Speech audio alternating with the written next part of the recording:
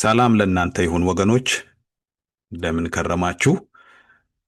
ዛሬ ባለፈው ከጀመርነው ትምህርት ለየት ያለ ትምህርት ነው ይዤ የቀረብኩት። በናፍቆት መሄድ የሚል በናፍቆት መሄድ የሚባለው ነገር እንግዲህ መለየት የሚለውን ያመለክታል።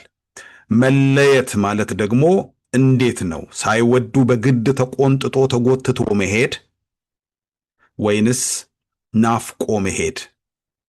ይሄ በመጽሐፍ ቅዱሳችን ላይ በተለያየ ቦታ እግዚአብሔርን ያወቁ አውቀውት ያገለገሉት ሰዎች የተናገሩት እውነት ነው።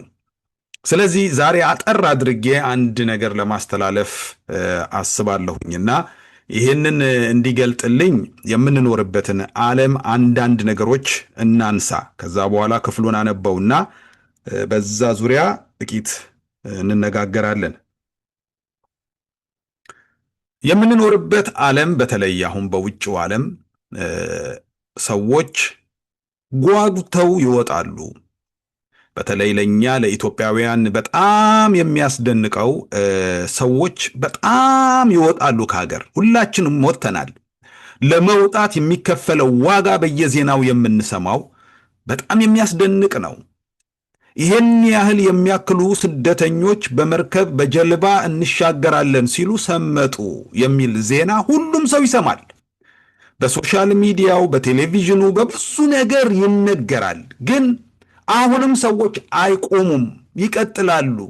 እንሰምጣለን የሚለው ስጋት ቢኖርም እናልፋለን የሚለው ናፍቆት ያንን የእንሰምጣለንን ፍርሃት እያሸነፈ ብዙዎች ሕይወታቸውን አደጋ ላይ እየጣሉ ይሄዳሉ።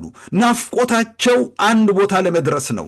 ካሉበት ሀገር ወጥተው ራሳቸውን የሚያሻሽሉበት፣ ለራሳቸው ጥሩ ኑሮ የሚያገኙበት፣ መልካም ስራ፣ መልካም ትምህርት፣ መልካም ህይወት እንመራለን ብለው ወዳሰቡበት ለመሄድ ሞት አለ እንኳን ቢባል አይቆሙም፣ ይቀጥላሉ።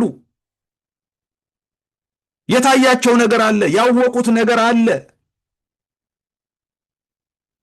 ሰዎች እግዚአብሔርን ሲያገለግሉ፣ ሰዎች ከእግዚአብሔር ጋር ጉዞ ሲጀምሩ ወደ እግዚአብሔር መሄድ፣ ወደ እግዚአብሔር መሻገር፣ ምንም ነገር እንኳን ቢመጣ አንገታቸውን ሰጥተው፣ መጽሐፍ ቅዱስ የሚነግረን የሚዘገንን አሟሟት ነው። በመጋዝ ተሰነጠቁ የሚል አሟሟት አለ። ሌላ አይደለም። ስለ ርስት አይደለም፣ ስለ ገንዘብ አይደለም፣ ዛሬኛ ስለምንጣላበት ስለምንዋጋበት ነገር አይደለም። ስለ ወንጌል ስለገባቸው እውነት በዘመናችን ድሮም ታሪክ ሰምተናል። ሰዎች ስለ እምነታቸው ሊገደሉ ሲወሰዱ እየዘመሩ ነበር የሚሄዱት። ለምን? እየናፈቁ ስለነበረ፣ የሚናፍቅ ህይወት ስለነበራቸው። ዛሬ ግን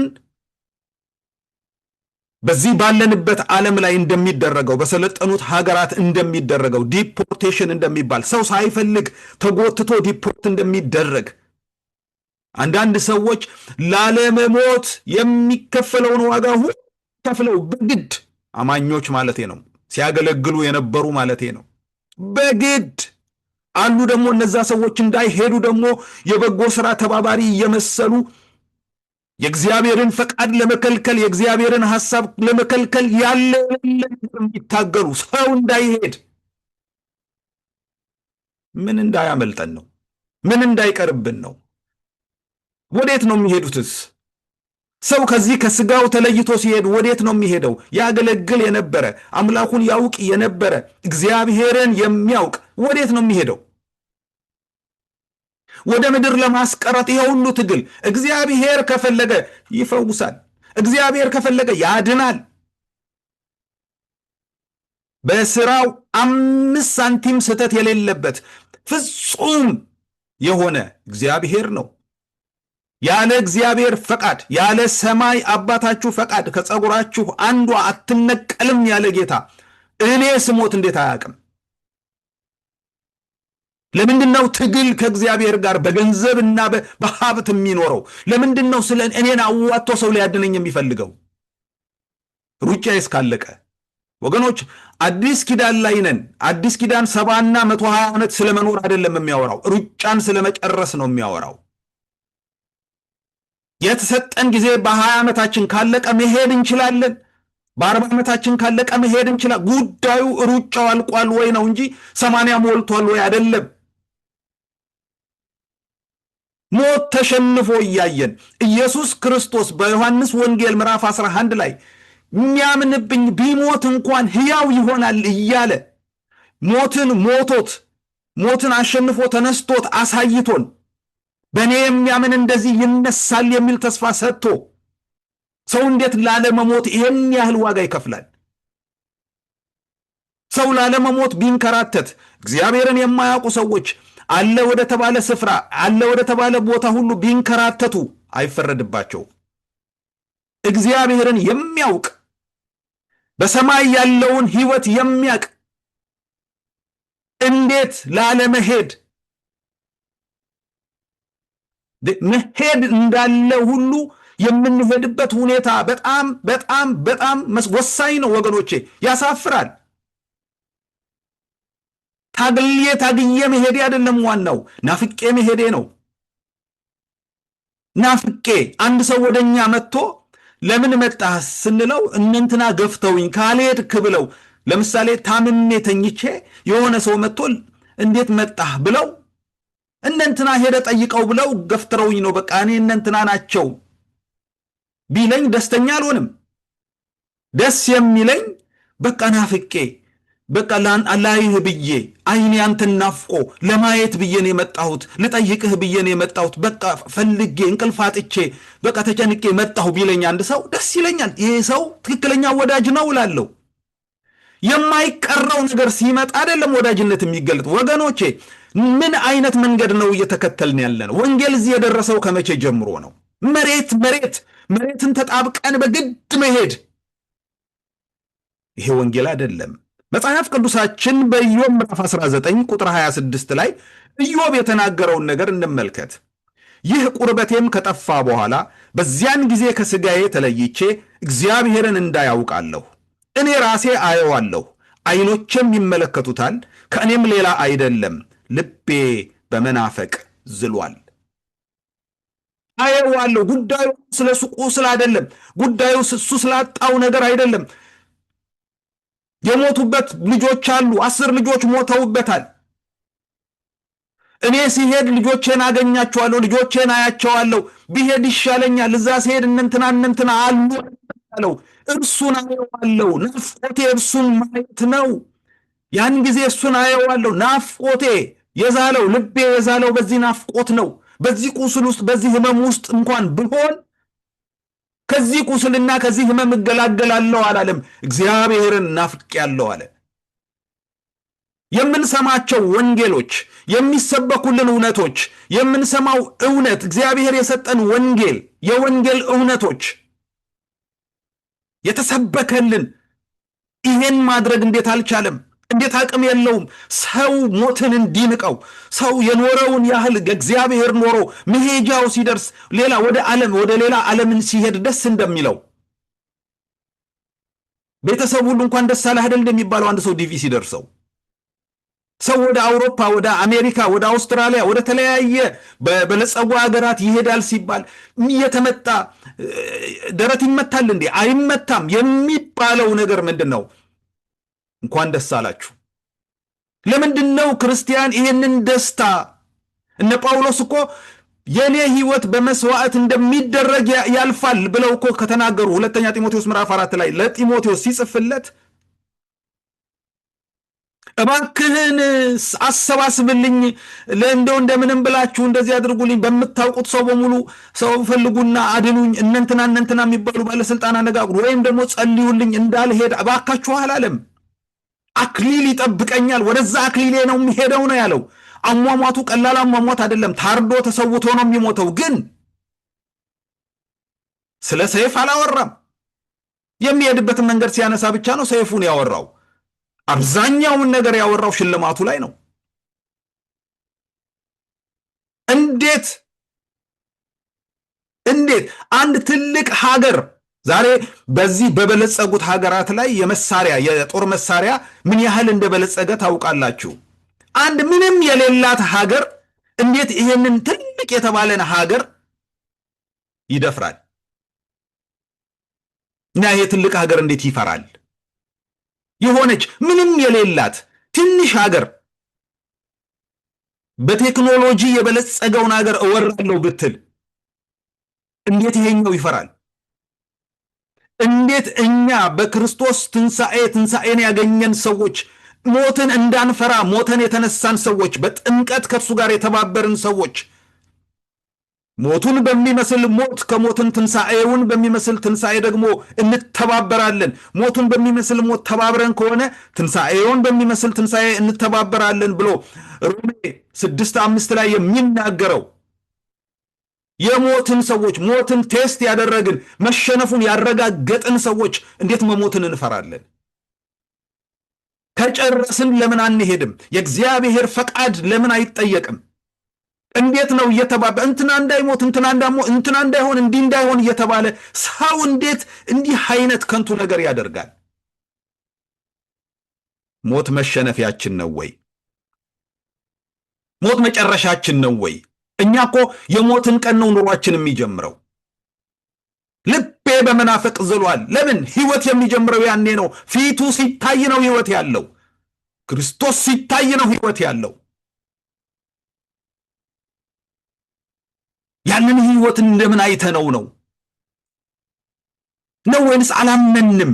ከሞት በስተያ ያለውን ህይወት አላመንነውም፣ ፈርተነዋል። እግዚአብሔር ይግለጥልን። ፍርሃት አያስፈልግም። በፊልጵስዩስ ምዕራፍ 1:23 ላይ ጳውሎስ እንደዚህ ብሎ ይናገራል። በእነዚህም በሁለቱ እጨነቃለሁ፣ ልሄድ ከክርስቶስም ጋር ልኖር እናፍቃለሁ። ናፍቆት፣ እናፍቃለሁ። ሌላ ጭንቀት አለ። ከሁሉ ይልቅ እጅግ የሚሻል ነውና አለው ይሄንን ናፍቆት። አንዳንድ ጊዜ ሪቪው እናነባለን አይደል? ሪቪው ስናነብ ስለ አንድ ሬስቶራንት፣ ስለ አንድ ዕቃ መሸጫ ሪቪውን ስናነብ ያንን ዕቃ የገዙ እዛ ሬስቶራንት የበሉ ሰዎች የጻፉት እጅግ የተሻለ 5 ስታር የሰጡት ከሆነ እኛም ለመብላት እኛም ለመግዛት እንጓጓለን። ለምን? ጥሩ ሪቪው አለው። ጳውሎስ በእግዚአብሔር ቃል እውነት በሆነው ቃል የሰጠን ሪቪው እጅግ የሚሻል ብሎት ነው። እንዴት እጅግ የሚሻልን ነገር ወገኖቼ፣ ካልገባቸው ሰዎች ተጠንቀቁ። ካልቀራችሁ እናንተን ለማስቀረት በዚህ በዛ እየለመኑ ካዳነኝ ያድነኛል፣ ካላዳነኝ ግን እግዚአብሔር ካላዳነኝ ወደ ተሻለው ህይወት እሄዳለሁ። ለአገልግሎቱ ማስፈልገው ከሆነ ለቤቱ ስራ ማስፈልገው ከሆነ በቂ የማዳን ኃይል እግዚአብሔር አለው፣ ያድነኛል። ካልሆነ ግን ለምኜ አልድንም። ምናልባት ቸግሮኝ ለምኜ በላይ ይሆናል። ለምኜ ግን አልድንም። የሚበልጥ እጅግ የሚሻል ቦታ ስለሚሄድ ማለት ነው፣ ደስ ስለሚል። ይሄ ቢገባን ቀብራችን ሁሉ ራስ በመንጨት መሆኑ ይቆምና በዝላይ ይሆን ነበረ፣ በደስታ ይሆን ነበረ። ሌላው ምንድነው የሚያስጨንቀኝ አለ። ነገር ግን በስጋ መኖሬ ስለ እናንተ እጅግ የሚያስፈልግ ነው። ጳውሎስ በስጋ መኖሬ የሚያስፈልገው ስለ እናንተ ነው፣ እጅግ የሚያስፈልገው ስለ እናንተ ነው እንጂ ለእኔ የሚሻለኝ መሄዱ ነው። ልክ ነው። እኔ የደረስኩበት መረዳት ላይ እስክትደርሱ መሄድን ናፍቃችሁ እስክትሄዱ ድረስ እናንተ ውስጥ ይህንን ለመክተት ስለ እናንተ ብኖር ደስ ይለኛል። ካልሆነ ግን የኔ ናፍቆት ከእርሱ ጋር መኖር። ክርስትና ይሄ ነው። የተሸነፈን ነገር እየፈሩ መኖር ክርስትና አይደለም። ደግነት በዚህ አይገለጥም። እየናፈቁ ድሮ እኛ ሀገር ቤት በነበርን ጊዜ ሰው ወደ አሜሪካን ሀገር ሄደ፣ ወደ ተለያዩ ሀገሮች ሄደ ሲባል ኤርፖርት ስንሸኝ ብናለቅስም እንኳን ያ ዕድል እንዲገጥመን በልባችን እንመኝ። ታድሎ እያልን ነው የምናለቅሰው። ታድሎ ያ ዕድል ገጠመው፣ ይሄ ዕድል ለእኔም በደረሰኝ፣ ይህንን ዕድል እኔም ባገኘው ብለን በናፍቆት መሄድ እያማረን ነው የምንሸኘው ሰው። ዛሬ ግን የሞተውን ሰው እንደው እንደተጎዳ እያሰብን እግዚአብሔር እኛን ወደዛ እንዳይወስደን እየፈራን የምንሸኝ ከሆነ ክርስትናው አልገባንም። ከዚህ ይልቅ የገባን የአሜሪካ የአውሮፓ ጉዞ ነው።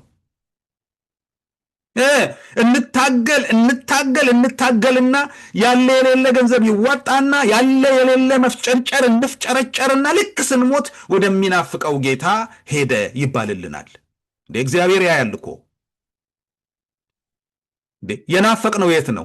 እባካችሁ ድረሱልኝ፣ እባካችሁ እንዲያድኑኝ፣ እባካችሁ እየተባለ እየተለመነ ሰውየው እየለመነ ሲሞት ላለመሞት ተፍጨርጭሮ የዲፖርቴሽን ያህል ተነቅሎ ሲሄድ ወደሚናፍቀው አምላኩ ሄደ፣ ወደ አገለገለው ጌታ ሄደ። እግዚአብሔር ያያል፣ እንዴት እንደሄድን ያያል። ቅድም የሰጠሁት ምሳሌ አንድ ሰው እኛን መጥቶ ሲጠይቀን የሄድንበትን መንገድ እግዚአብሔር ያያል።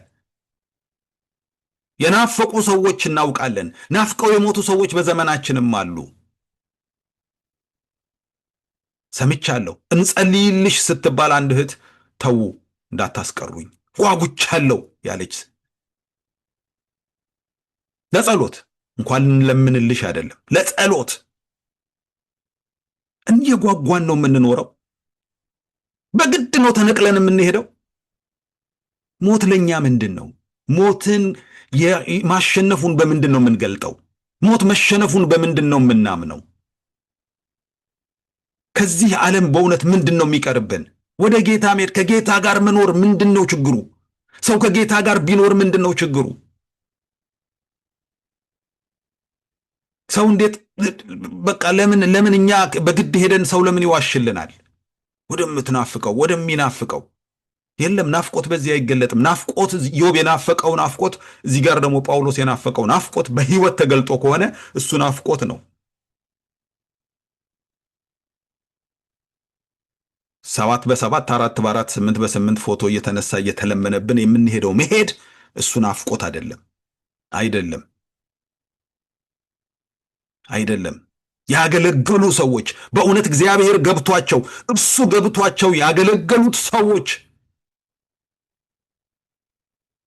ተጎዱ አይባልም፣ ታደሉ ነው የሚባለው። ናፍቀን እንሸኛቸዋለን። ሰው በሕይወት ዘመኑ ሲኖር መሮጥ ነው ያለበት። አማኝ እውነት ከበራለት በኋላ መሮጥ ነው ያለበት። ለእውነት መሮጥ ነው ያለበት። ለወንጌል መሮጥ ነው ያለበት። ስራ ሳይሰራ ምንም ነገር ሳይደርግ በራሱ ነገር ቢዚ ሆኖ ቤተክርስቲያን የሚሄድበት ጊዜ ሳይኖረው ሳያገለግል አይመቸኝም ሲል ኖሮ ሲሞት ሩጫዬን ጨርሻለሁ። የትኛውን ሩጫ ነው የጨረሰው? ሩጫዬን ከሆነ ልክ ነው፣ ሩጫውን ነው ያለው ጳውሎስ። ሩጫውን የጌታን ሩጫ ጨርሰን ከሆነ በእርግጥ እውነት ነው። በሕይወት ዘመናችን የዋሸነው አንሶን መቃብራችን ላይ ውሸት አስለጥፈን ከሞትን ይሄ ውርደት ነው። ሞት ሆይ መውጊያ የታለ? ሲኦል ሆይ ድል መንሳትህ ወዴት አለ? አደለ ያለው ጳውሎስ። የታለ? በጌታችን በኢየሱስ ክርስቶስ በኩል ድል መንሳትን ለሚሰጠን ይላል። ሞት ተሸነፈ ይለናል። የታለ? አንዳንድ ጊዜ ሰው ያናደደንና ከዛ በኋላ ካናደደን በኋላ ቆይ ብለን ልጆች ሊሆኑ ይችላሉ፣ ብድግ ብለን ቀበቶ ወይም ዱላ ብድግ አድርገን የታለ እንላለን፣ እንፈልገዋለን። የታለ? አሁን መቅጫውን ይዣለሁ፣ አሁን እኔ ነኝ የማሸንፈው። የታለ? አንዳንድ ሰዎች መሳሪያ ይመዙና ናውጣ ይላሉ። ያን ሰው በመሳሪያ እንደሚያሸንፉት ስለሚያውቁ ናውጣ የታለ ይላል። ኢየሱስ እንዲህ አድርጎ አሳይቶን፣ በሦስተኛው ቀን ፈንቅሎ ወጥቶ አሳይቶን እና አልዓዛርን ድንጋይ በቃ እንደዚህ አንሱ ብሎ ውጣ ብሎ በመጣራት የሞተውን 4 ቀን የሞላውን ሰው ናውጣ ብሎ በመጣራት የሞትን መሸነፍ አሳይቶን እንዴት በግድ እንሞታለን? ክርስትና እንደዚህ አይደለም። ወንጌል ተሸቅጧል። ወንጌል ተበላሽቷል። ወንጌል ምድር ላይ ቀርቷል። ሰማይ የማያስናፍቅ ወንጌል በቤተ ክርስቲያን ውስጥ ገብቷል። ትበላለ፣ ትጠጣለ፣ ይሳካልሃል፣ ይሆንልሃል እየተባለ አንተ ሚሊዮነር ነህ፣ አንተ እንዲህ ነህ እየተባለ ካነቃቂ ንግግሮች እኩል ወንጌል ተበርዟል። እዚሁ መሬት ላይ ቀርቷል። እንናፍቅ። ልሄድ ከጌታም ጋር ልኖር እናፍቃለሁ። ሞት ተሸንፏል። አምኜ ከሞትኩ፣ አገልግዬ ከሞትኩ፣ በእርሱ ታምኜ ከሞትኩኝ የክብርም ሞት ልሞት፣ የውርደትም ሞት ልሞት፣ ሞት ያው ነው። ከጌታ ጋር ግን አብሬ እመጣለሁ። አንቀላፍተው ስላሉት ልታውቁ እወዳለሁ ይላል። አንቀላፍተው ከጌታ ጋር እነሱን አንቀድምም ይላል። ከጌታ ጋር ይመጣሉ። እርስ በርሳችሁ በዚህ ቃል ተጽናኑ ብሎ ጳውሎስ ይናገራል። እወቁ ይላል። ይሄንን ቃል እወቁት። እዚህ ጭጭ ስንል እዛ ብቅ እንደምንል እንወቅ። እዛ የማይሞት ነገር ለብሰን ከእርሱ ጋር እንደምንሆን እንወቅ። ሲመጣ ታላቁ ሙሽራ ሲመጣ አብረን እንደምንመጣ እንወቅ። እዛ ያለውን ክብር እንወቅ። ከእርሱ ጋር የመሆኑን ነገር እንወቅ። ስለዚህ ሰበክ፣ ስለዚህ ነገር እስከ መቼ ሞት አማኝን ያስፈራረዋል? የዳነው ከምንድን ነው ታዲያ? እንዴት ነው ደህንነታችንን የምናየው? እንጀራ ለመብላት ነው? ውሸት ነው። ስለዚህ ሞት ናፍቀነው ወደ ጌታ የሚወስደን ትራንስፖርት ነው። ወደ ጌታ የሚወስድ ነፃ ትራንስፖርቴሽን እግዚአብሔር ያዘጋጀው ወደዛ የምንሄድበት ትራንስፖርት ድልድይ ነው። ወደ ጌታ የሚያሻግረን ድልድይ ነው። ከዛ ውጪ በእኛ ላይ ኃይል የለውም። ተሸንፏል። አልፈራው። አሁን ብሄድ አልፈራው። ሐኪም ይሄ በሽታ የሚገልህ ነው ቢለኝ አለምንም። ይህን ለምስክር ያዙት። አለምንም። የሚሄድበትን አውቃለሁ። ገብቶኛል። ለዚህ ነው የተከተልኩት።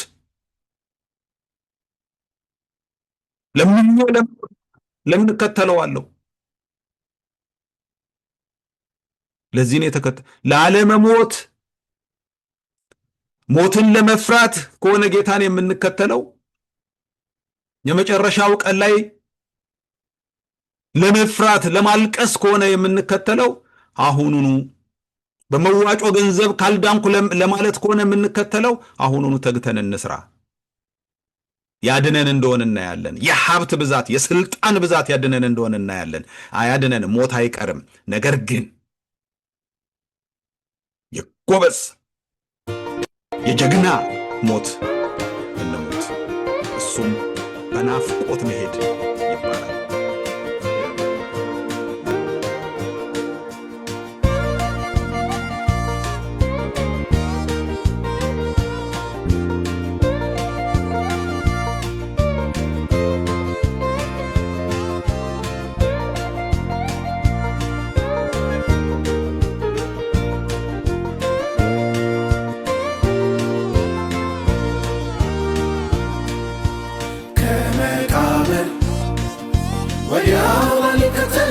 ሰላም ይከዳኛል፣ ሀብትም ይተወኛል፣ ቤቴም ይረሳኛል። ሁሉም ይቅር ኢየሱስ ያዋጣኛል።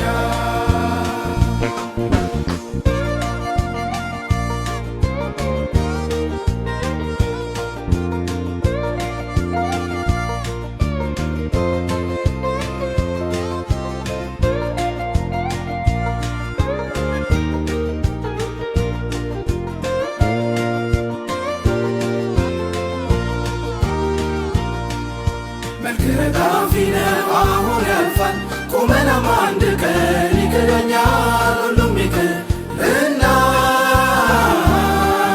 በጌታዬ ልጽና፣ ዘላቂ ነውና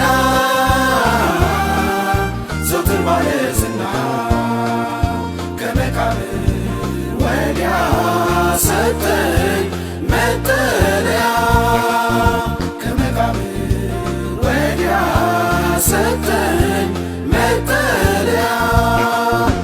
ከመቃብር ወዲያ ማን ይከተለኛል? ዝናም ይከዳኛል፣ ሀብትም ይተወኛል፣ ቤቴም ይረሳኛል። ሁሉም ይቅር ኢየሱስ ያዋጣኛል።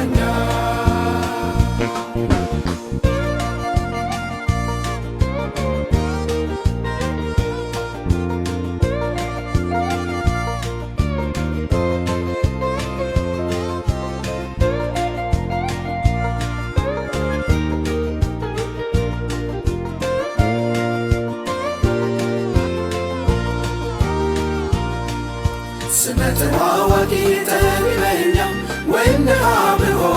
እግረኛ ዝና የተረፈኝ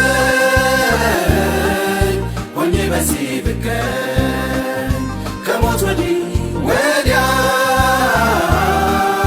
ካላምላኬ ጉያ የላትም ማረፊያ ነፍሴ መጠለያ የላትም ማረፊያ ነፍሴ መጠለያ ከመቃብር ወዲያ ማን ይከተለኛል? ዝናም ይከዳኛል፣ ሀብትም ይተወኛል፣ ቤቴም ይረሳኛል። ሁሉም ይቅር ኢየሱስ ያዋጣኛል።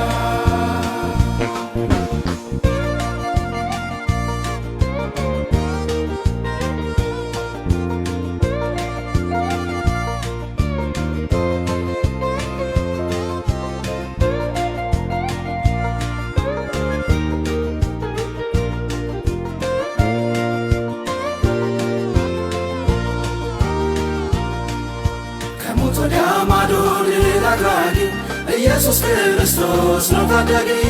ለኔ ሽልማቴ ጌቴውን ንብረቴ በሞት ጥላ ስሄድ አንድም ነገር አልበስ ሁሉን እተዋለሁ በኢየሱስ አልፋለሁ ሁሉን እተዋለሁ በኢየሱስ አልፋለሁ። ከመቃብር ወዲያ ማን ይከተለኛል? ዝናም ይከዳኛል፣ ሀብትም ይተወኛል፣ ቤቴም ይረሳኛል። ሁሉም ይቅር ኢየሱስ ያዋጣኛል። ከመቃብር ወዲያ ማን ይከተለኛል? ዝናም ይከዳኛል፣ ሀብትም ይተወኛል፣ ቤቴም ይረሳኛል። ሁሉም ይቅር ኢየሱስ ያዋጣኛል። ከመቃብር ወዲያ ማን ይከተለኛል? ዝናም ይከዳኛል፣ ሀብትም ይተወኛል፣ ቤቴም ይረሳኛል። ሁሉም ይቅር ኢየሱስ ያዋጣኛል።